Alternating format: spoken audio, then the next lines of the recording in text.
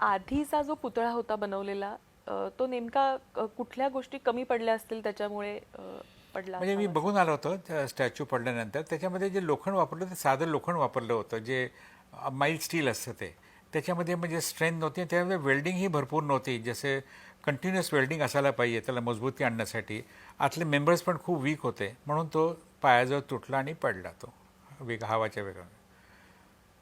हां, म्हणूनच म्हणजे जसं मी म्हटलं की जोरदार हवा कारण जी समुद्र किनाऱ्यावर राजकोटच्या किल्ल्या जवळून जो हवेचा वेग आहे जी आणि तिकडचं जे हवामान आहे पाऊस मोठ्या प्रमाणावर पडत असतो, खारी हवा आहे आणि त्यामुळे अधिक प्रिकॉशन तुम्हाला वाटलं यावेळी आपल्याला हो नक्कीच. घेताना कुठल्या गोष्टींवर अधिक काम हो हो तुम्हाला करावं लागलं? आम्ही ॲज अ स्कल्प्टर म्हणजे इतके म्हणजे म्हणजे सायंटिफिक नाही आहे पण म्हणजे आय आय टीनी आणि आमचे स्ट्रक्चरल इंजिनियर जे आहेत स्केलेटन त्यांची कंपनी दिल्लीला तर त्यांनी डिझाईन केलं आय आय टीने ते पास केलं आणि त्यांनी रेकमेंड केलेले वस्तू आम्ही चेंजेस केले आणि त्या दृष्टीने पूर्ण स्ट्रक्चर आणि स्टॅच्यू आम्ही त्या दृष्टीने बनवला.